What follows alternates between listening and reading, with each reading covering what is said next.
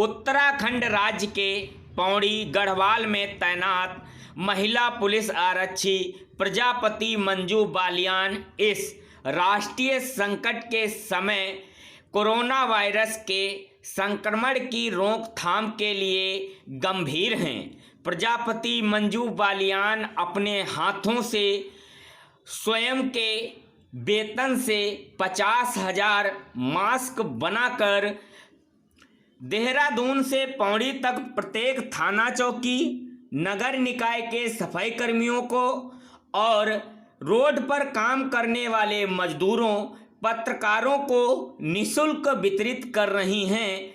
वे साथ साथ इस राष्ट्रीय संकट के समय गरीब मजदूरों को जो भुखमरी का दंश झेल रहे उनके लिए राशन व खाना, कपड़े का प्रबंध मंजू बालियान के द्वारा किया जा रहा है। और जो कोविड-19 से जूझ रही महिलाएं मानसिक तनाव में आकर परेशान रहती हैं, इस भीषण समस्या को लेकर वह बहुत चिंतित रहती हैं।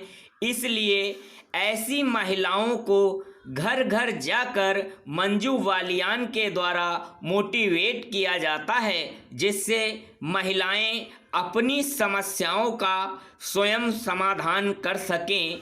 और मेरा टारगेट जो है ये कोविड-19 को देखते हुए बहुत बड़ी चुनौती है मेरे समाज के लिए, मेरे लिए और पूरे देश के लिए। मैंने एक बीड़ा उठाया 50,000 मास्क बनाने का। मैंने अपने खुद के वेतन से कटौती करके 50,000 मास्क बनाए हैं, जो देहरादून से और पौड़ी तक सभी थानों को, सभी चौकियों को और मजदूरों को, कंस्ट्रक्शंस का काम करने वाले उन सभी को वितरित किए गए हैं। अभी मुझे कुछ खबर मिली थी कि बेंगियाणी गांव जो यहाँ पर भी है, कुछ मास्क की आवश्यकता है। मेरे पास सूचना आते हुए मैं यहाँ कम से कम 21,000 के मास्क लेके आई हूँ और यहाँ पे मेरे द्वारा वितरित किए गए हैं ताकि सभी लोग सुरक्षित रहें। ये भी मेरे परिवार के सदस्य हैं और मैं अपने देश को बचाने के लिए हर प्रकार से वो कार्य कर रही है। मैं उनका आभार व्यक्त करती हूँ। मेरी ही ग्राम सभा नहीं, अभी उन्होंने मुझसे यह भी बात की कि अन्य ग्राम सभाओं में भी जितना हो पाएगा मैडम हम करेंगे। उनके द्वारा 22,000 मास्क वितरण अभी तक किए गए हैं और अभी वर्तमान में उनका आगे ये ध्येय है कि जहाँ तक भी मेरे द्वारा सेवा दी जानी होगी मैं तत्पर रहूँगी। अभी उन्होंने यहाँ पे एक बात ये भी कही है कि यहाँ पे जो गरीब बच्चे होंगे उनके लिए भी वो कुछ ड्रेसेज, जैसे कोई महिला अपना उद्योग शुरू करना चाहेंगी या कोई बेरोजगार महिला है, कोई विधवा महिला है, अगर वो अपना कोई रोजगार सुनिश्चित करें और करना चाहे तो हम उसमें भी उनकी पूरी हेल्प करें। मैं lady constable Prajapati Manju Baliyan, Uttarakhand police जनपद पौड़ी गढ़वाल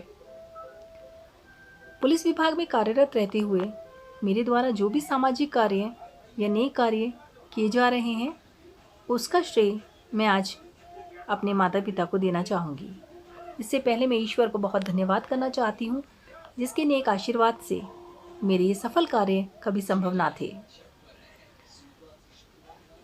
मेरे पिता श्री गौरी सिंह सेवानिवृत्त नेशनल अवार्ड BHL हरिद्वार से, मेरी माताजी श्रीमती माया देवी एक गृहिणी हैं। दोनों ही बहुत धार्मिक प्रवृत्ति और सात्विक प्रवृत्ति के हैं। मेरे पिता का कहना है वो हाथ बहुत शक्तिशाली होते हैं जो दुआओं से ज़्यादा सेवा के लिए उठते हैं। उनकी इसी प्रेरणा से, उनके प्रेरित किए हुए शब्दों से आज पुलिस विभाग में रहते हुए मुझे भी एक सेवा का मौका मिला।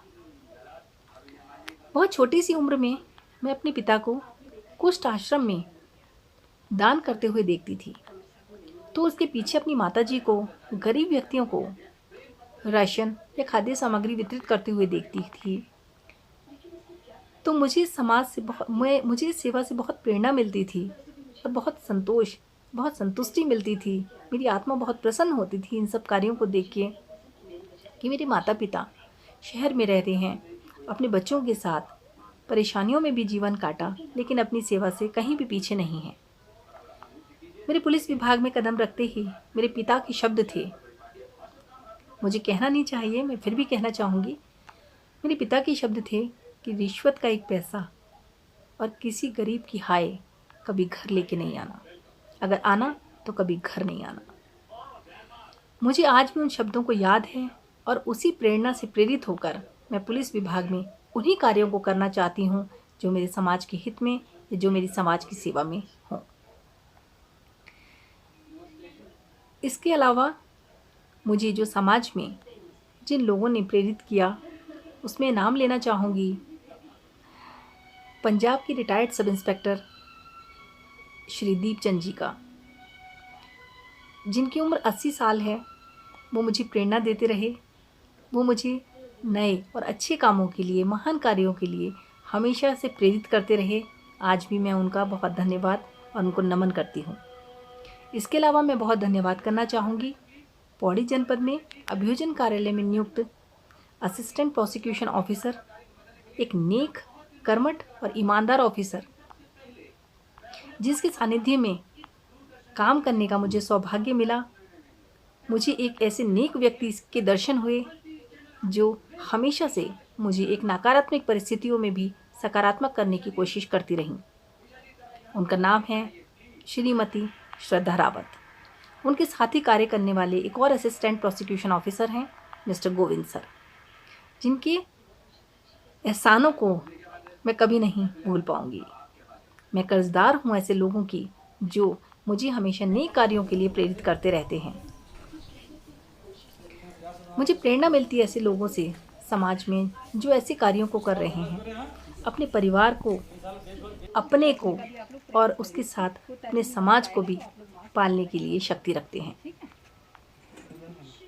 मुझे हरिवंश राय बच्चन जी की 4 पंक्तियाँ बहुत अच्छी लगती हैं। मैं कहना चाहूँगी कि असफलता एक चुनौती है, इसे स्वीकार करो। असफलता एक चुनौती है, इसे स्वीकार करो। क्या कमी रह गई देखो और सुधार करो। कुछ किए बिना ही जय जयकार नहीं होती, कोशिश करने वालों की कभी हार नहीं होती। जय हिंद, जय